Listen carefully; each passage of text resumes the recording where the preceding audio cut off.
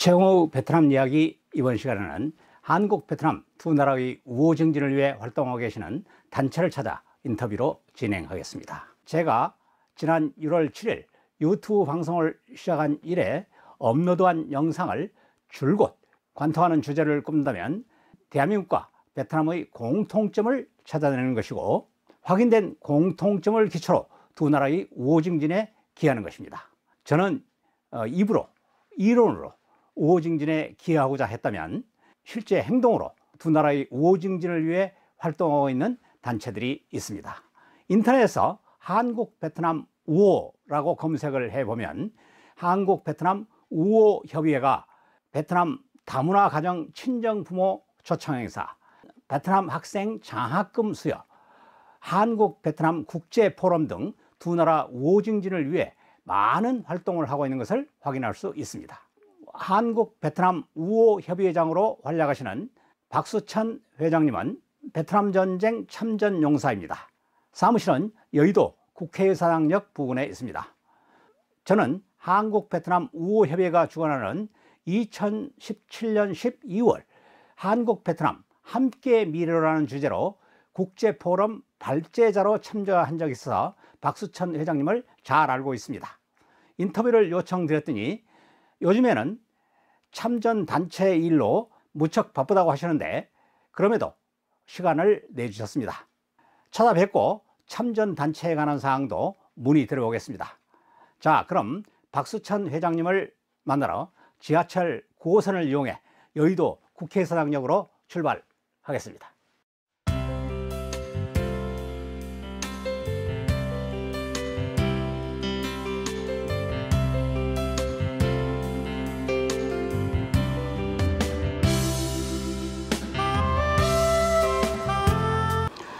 박수천 회장님 반갑습니다. 아이고, 안녕하세요. 예. 요즘 하시고 계신 일 소개해 주시죠. 저는 2016년부터 외교부 산하의 사단법인 한국 베트남 우호협의회 회장을 취임해가지고 올해 이제 4년째 됐습니다. 제가 취임하자마자 정립을 어떻게 할까? 그래서 양국의 그 석학들을 모시고 그 국제 포럼을 해야겠다. 한국, 베트남 함께 미래로라는 그런 주제를 가지고 올 1회 포럼을 했고, 작년까지 4회에 걸쳐서 1년에 한 번씩 의사당 그 의원회관, 도서관 대강당이나 그 의원회관에서 대성황을 이뤄서 국제 포럼을 잘 하고 있습니다.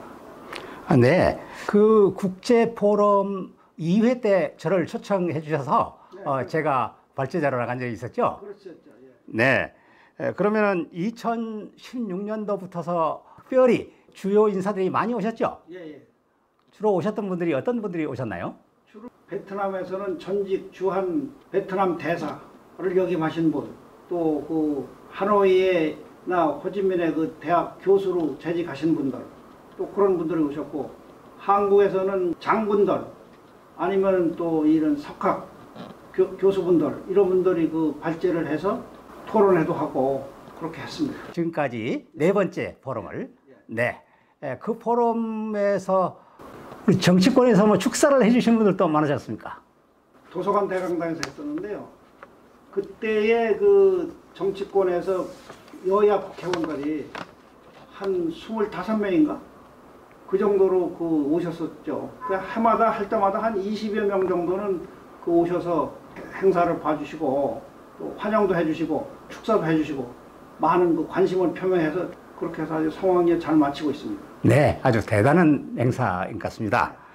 회장님께서는 베트남 전쟁 참전용사로 알고 있는데요. 네, 저는 그 1971년도에 병으로 제가 그 지원해가지고 한 20개월 동안 맹호부대에 근무하고 왔습니다. 근데 그 당시에는 이제 좀 학력이 높거나 이런 사람들은 그 시체말로 백을 써가지고 안 가려고 막 이런 사람도 있고, 또 때에 따라서 뭐 가는 사람도 있었지만은 저는 제가 지원을 해서 네. 그래서 맹호부대에 근무하고 갈 때에 저는 그런 생각을 했습니다. 만약에 내가 전쟁터에 가서 죽으면 나라를 위해서 내 목숨을 바치는 거고, 만약 하늘이 도와서 나를 죽지 않고 조국에 돌아온다면은 여생을 빤듯한 사람 노릇을 하면서 이 생을 마치겠다. 네. 그런 각오로 저는 갔는데 하늘에서 저를 버리지 않으셔가지고 네. 무사히 그래도 귀국해서 열심히 살고 있습니다. 네, 아주 젊은 시절부터 신념이 실현했던 것 같습니다. 아, 그렇습니다. 네.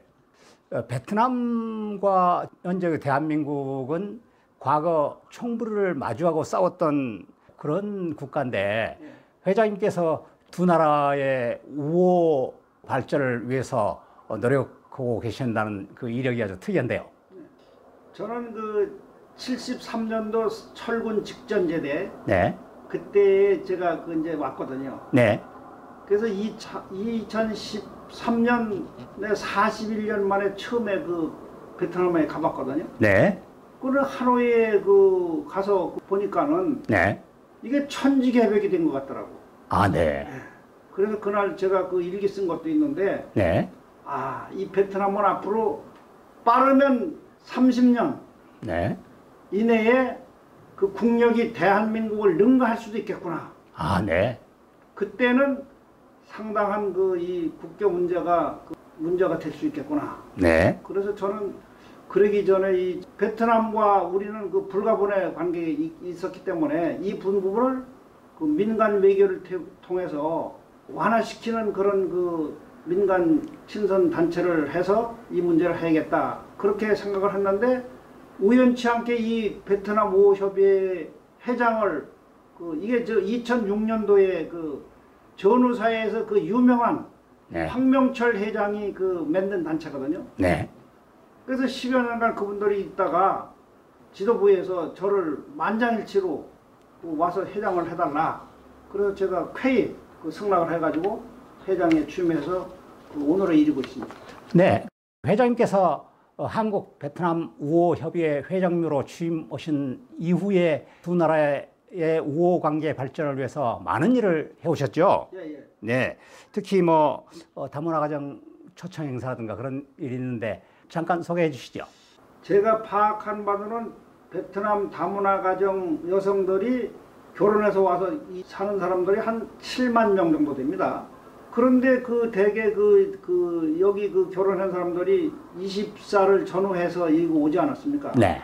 근데 본인도 이역만리에서 진짜 언어나 여러 가지 문화 생활이 틀린데 시집살이 했는데 결혼 생활했는데 어렵지만은 그 딸을 애지중지 길러서 이역만리에 보낸 부모의 심정을 얼마나 밤낮을 가리지 않고 애간장이 타겠는가. 네. 그런 생각을 했습니다. 그래서 제가 친정 부모를 초청해서 한국의 발전상도 배워주고 네. 딸이나 사위집에서 머물다 가면은 이분들이 결국은 친한파가 되고 양국의 민간 외교에 상당한 기여가 되지 않을까. 네. 그래서 대한민국 역사상 최대 인원 83명을 모든 비용을 우리 협의회에서 부담을 해가지고 초청해서 초청자는 제가 하는 게 아니라 사위 이름으로 네. 하더라고요. 사위. 아, 네네네. 네, 사위가 보정도 쓰고 사위 이름으로 초청을 해서 아, 그러면은 네네. 친족 방문이면 대한민국에서 비자를 3개월 내주더라고요. 아, 네. 그 3개월 동안 있다가 그분들이 가시니까는 닦고 오고 싶고 이래서 그 부분을 저한테도 그 이후에 감사해야 되는 전화도 오고 편지도 네. 오고 그렇게 해서 참 보람 있게 있는 일을 했구나 그런 생각을 지금 갖고 있습니다. 네. 회장님께서 친정 부모의 심정으로 그런 일을 하셨던 것 같습니다. 저도 딸이 2명이기 때문에 네. 예. 그게 이해가 되겠더라고요. 아, 네네. 그 내용들은 언론에도 크게 보도가 됐었죠. 그렇습니다. 예. 네, 그래서 지금도 인터넷에 검색하면은 예. 많은 기사들을 확인할 수가 있었습니다. 네. 그렇습니까? 예. 그 외에도 회장님 장학금 수혜 행사 등 그런 행사가 많이 있었죠? 베트남에 있는 제 지인이 그런 제의를 하더라고요. 아, 그러지 말고 하노이에는 이 국립사회과학원이라고 있는데 네. 대한민국으로 말하면 카이스트 정도다. 이분들이 거기 졸업을 하면은 베트남 정부의 공공기관에 근무하게 되니까는 상당한 민간 외교에 도움이 될 거다. 그래서 제가 그쪽에다가 의뢰를 해서 장학금을 주겠다. 그래서 석박사 10명을 최초로 이제 추천을 받아서 지난 그러니까 작년이죠. 네. 2019년 4월 달에 그 하노이를 방문해서 5,000부를 그 장학금을 전달하고 원생들하고 교직원들하고 간담회도 하고 그래서 상당히 보람 있는 일을 했다. 그래서 그 당시에 제가 그런 얘기를 했습니다. 이거는 오늘로 끝나는 게 아니라 네. 해마다 늘려서 네. 우리가 그 장학금을 그 주는 그런 거를 그 정착시키겠다. 그랬더니 그 부원장이 그 당시에 마침 그 원장은 이제 출장 중이라서 네. 원장이 아주 상당히 고맙게 생각하고 그래서 아시다시피 작년에 그분을 제4회 국제포럼의 발제자로 초청해서 토론도 하고 네. 그래서 다녀가시면서 상당히 그 아주 자기가 감명 깊고 네. 앞으로 도울 일 있으면 서로 열심히 돕자. 돈의 결의를 한 사실이 있습니다. 네. 제4회 제 포럼 발제자로 참여했던 전민투원 교수가 바로 그때 부원장이었다는 말씀이시죠? 그렇죠. 예, 그렇습니다. 아, 네네. 아주 좋은 인연이었던 것 같습니다. 네, 그 회장님께서는 참전단체에서도 큰 역할을 하고 계시죠? 잘 아시다시피 우리 월남 참전제가 2012년도에 공법단체로 돼가지고 선거를 한 4-5번을 회장 선거를 했는데 네. 이게 잘못돼가지고 2013년부터 그 법정 소송이 들어가가지고 네. 전임자도 불명예스럽게 그냥 끝나고 또 그 이후에 이제 2017년 3월 20일 날 선거를 치렀는데 또 이제 문제가 돼가지고 지도부가 지금 3년째 지금 공석인 상태에 있기 때문에 아, 네네. 2018년 4월 중순경에 그 이래 가지고는 안 되겠다. 그래서 제가 그 전국에 있는 그 지부장, 지회장, 대의원 520명한테 내가 월남전 참전자의 정상화 추진위원회를 구성해서 이 월남전 참전자가 정상화가 되지 않으면 어느 문도 해결할 수 없으니까 이거를 구상하는데 여러분 생각은 어떠냐? 네. 제가 편지를 보냈습니다. 아, 네. 그랬더니 그날 저녁 때부터 3일간 그냥 전화, 카톡, 문자 메시지가 쇄도하면서 무려 한 320명 정도가 진짜 좋은 생각을 했다. 네. 제발 이 정상화를 해서 박 위원장이 좀 이것 좀 해줬으면 좋겠다. 네. 그래서 5월 1일부로 제가 정상화 추진위원회를 구성하고 네. 제가 위원장에 취임하고 그 이후에 뭐 제가 다른 데서도 말씀드렸지만은 5월 15일 날 당사자인 정모 회장을 만나서 그 당시에 네. 업무 정지당한 회장을 사표내라. 네. 그리고 깨끗이 신임을 물어라. 예. 정정당당하게 당연히 그러면 제가 그랬더니 못 내겠다고 거부하는 네. 바람에 그럼 할 수 없지. 그래서 작년에 제가 3월 5일부터 20일간을 저 혼자 전국을 다니면서 임시총회 소집 요구서에 네. 대의원들한테 228명 중에 서명을 받아서 151명이 네. 서명을 폐해해 주는 바람에 그거를 제가 오늘은 몇 개 받았다 제가 서울로 전화했거든요. 네. 그런데 그 이튿날 3월 26일 날 정진호 회장이 대법원 상고를 취하는 바람에 네. 본인, 회장, 부회장, 감사, 이사, 16개 지부장 그 당시에 16개 지부장이 업무가 정지당했기 때문에 직무 대행자가 있었거든요. 예, 예. 16개 지부장 직무 대행 예. 또 법원에서 지명한 변호사, 예. 회장 직무 대행 그런 46명이 한 방에 다 날아가 버린 거 아닙니까? 네, 네. 그래서 그 지법단체는 민법 63조에 의해서 지도부가 그 부재가 되면 부재 중이면은 그 소재지에 있는 소속 법원에서 대표를 임시 대표를 지명하게끔 돼 있습니다. 아, 네, 네. 그런데 정상적인 사람 같으면은 그건 뭐 3월 26일 작년 3월 26일 아니면 뭐 한 달 정도면은 그걸 해야 되는데 그렇죠. 7개월이 되도록 저 법원에서 지명을 안 하는 거예요. 아, 네, 네. 그래서 누군가는 보이지 않는 손에 의해서 시간 끌기 작전에 들어가지 않느냐. 아하. 그걸 제가 판단했습니다. 네, 네. 그럼 결국은 속으로 골병드는 거는 우리 20만 살아있는 전우들, 아, 네, 네. 돌아가는 12만, 32만 전우들이 엄청나게 고통을 받는 거예요. 네, 네. 그래서 제가 송파경찰서에 작년 10월 24일 날 집회 신고를 저 혼자 갔습니다. 아, 네. 왜 오셨습니까? 이러더라고. 그래서 그 사정 얘기를 하고 이 지도부 이 재판부가 이게 참 뭔가 잘못되고 하는 것 같은데 그래서 내가 그걸 좀 우리가 성토하려고 우리 전우들이 여기 집회를 보름간 해야겠다. 아하. 몇 명이나 옵니까? 그러니까 한 2,000명 정도는 올 수 있다 그랬더니 이 사람이 깜짝 놀란 거예요. 네. 아니 선생님 여기 들어갈 공간이 없는데 무슨 2,000명? 이 사람은 2만 명도 올 수 있는데 2,000명 오는 게 뭐냐? 우선 받아줘. 그랬더니 그 사람이 접수시키겠습니다. 그러니까 접수시키고 들어왔거든요. 그리고 그날 와서부터 뭐 밤새도록 제가 보도자료, 그 준비 프랭카드, 뭐 성명서 이런 걸 다 완벽하게 준비해가지고 저 28일부터 시작을 하는데 그 이튿날 10월 25일 날 지금의 현지 그 박동주 임시회장을 지명을 하더라고요. 아, 네네네.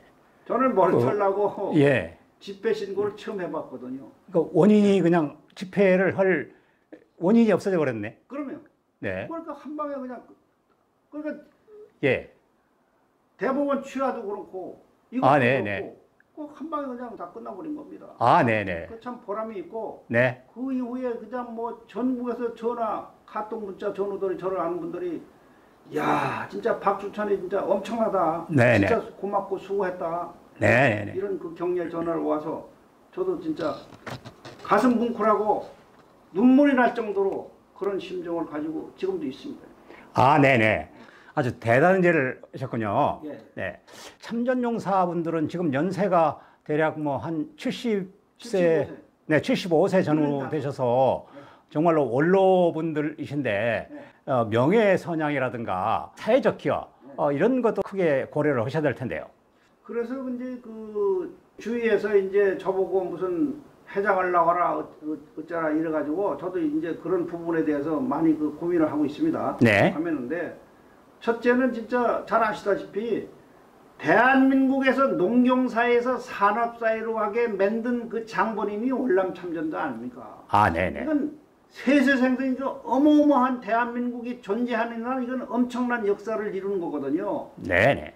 근데 역대 정권이 이 우리 월남 참전자를 너무나 하대해가지고 이런 상황으로 왔기 때문에 이 부분을 언젠가는 그 짚고 넘어가야 되지 않나. 그래서 참전 명예를 선양하고 또 지금 방금 말씀드린 대로 우리가 지금 평균 나이가 75살인데 아무리 실력이 있더라도 현역에 있는 사람이 별로 없습니다. 자기 가업을 직접 경영하는 사람 외에는 95% 이상, 97% 이상이 아무 직업이 없거든요. 아, 네. 그럼 노인들이 이거 상당히 그 경제적으로 어렵거든요. 아, 예. 이 문제를 결국은 정부에서 책임져야 되는데 이 사람들이 저 아시다시피 뭐 자기네끼리 그냥 쌈박질만 하고 권력 투쟁해가지고 세월아 내월아 가고 이런 식으로 하기 때문에 월남 참전자 해가 정상화가 돼서 어떠한 제가 만약 유치해 간다면은 이 부분을 분명히 짚고 넘어가서 해결해야 되지 않을까 저는 그런 생각을 가지고 있습니다. 아, 네네. 제가 그 최영우 베트남 이야기 유튜브를 금년 1월 달에 시작해서 조금 얼마 전까지 19번을 진행했습니다. 예. 그 얘기를 관통하는 전체 이야기가 우리 대한민국과 베트남의 우호 관계가 중요하다라는 이야기입니다. 예. 회장님의 법인의 목적과 일맥상통하는 얘기입니다. 그래서 우리 회장님께서는 한국 베트남 우호 관계 이야기를 어떻게 보시는지 이미 다 말씀하셨습니다만은 다시 한번 요약해서 말씀해 주시면 어떨까 싶습니다. 그러니까 그 한국하고 베트남, 월남하고는 이 최근에 무슨 5, 60년 전에 이루어진 게 아니라 네. 아시다시피 고려 말부터 그런 인연이 있어가지고 네.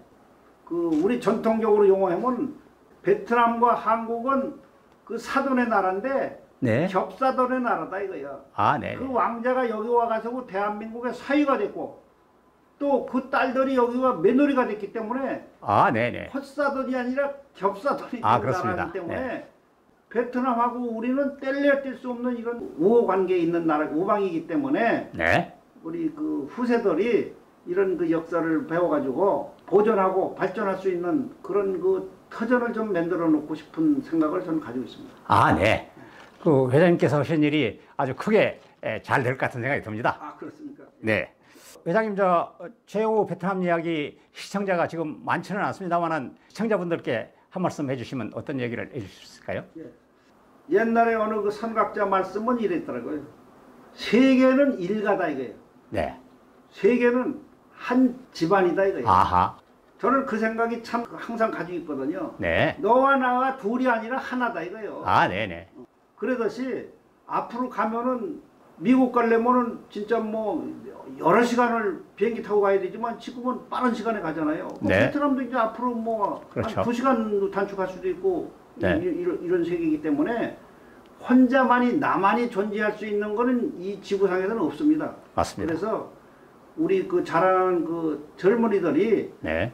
우리 선배들이 그 20대에 죽을 각오를 하고 전쟁터에 가서 대한민국의 오늘을 있기 위해 진짜 한강의 기적을 이룬 그 주인공들이잖아요. 네. 그렇기 때문에 혹시 이 방송을 그 시청하시는 국민 여러분, 네. 그 베트남은 우리 두 형제지간입니다. 네. 사돈의 나라입니다. 이렇기 네. 때문에 그래도 잘 사는 사람이 못 사는 사람, 어려운 사람을 도와줘야지. 네. 뭐 그런 마음으로 베풀면은 우리가 무슨 악의에 의해서 전쟁에 참여한 건 아니지 않습니까? 네. 우리나라도 우리 국권을 지키기 위해, 국토를 지키기 위해서 이렇게 한 거기 때문에 그분들도 충분히 이해하고 국민들이 서로 그 도와주고 사랑하고 한국에 와 있는 이 며느리들을 좀 보듬어주고 영원 세세생생 그 좋은 그 나라로 양국이 발전했기를 우리가 또 도와줬으면 좋겠다. 그런 말씀 드리고 싶습니다. 네, 회장님 수고했습니다. 오늘 좋은 말씀이 한국, 베트남 두 나라 우호관계 발전에 크게 기여할 것으로 믿습니다. 예. 네, 회장님 감사합니다. 감사합니다. 박수천 한국 우호협의장님을 만나고 왔습니다. 현전용사분들은 평균 연령이 75세쯤 된다고 하시는데 지금도 열정적으로 활동하고 계시는 모습을 확인할 수 있었습니다. 국가 간 우호 정진 활동은 국가 차원의 공조직에 관한 활동도 중요하지만 한국 베트남 우호협의회와 박수천 회장님과 같이 민간 차원의 공공외교 활동이 중요합니다. 최근 베트남에서 가장 큰 역할을 담당하고 있는 민간 외교관은 단연코 박항서 축구 감독입니다. 박항서 축구 감독의 활약으로 일본 도요타 자동차가 줄곧 1위를 지켜오던 베트남 자동차 사시장의 판매 순위를 2019년 말 현대 자동차로 바꾸는데 결정적으로 기여했다고 할 정도입니다. 앞으로도 박수천 회장님과 한국 베트남 우호협의회의 발전과 더 많은 활약을 기대합니다. 고맙습니다. 여러분, 다음 시간에 또 만나요.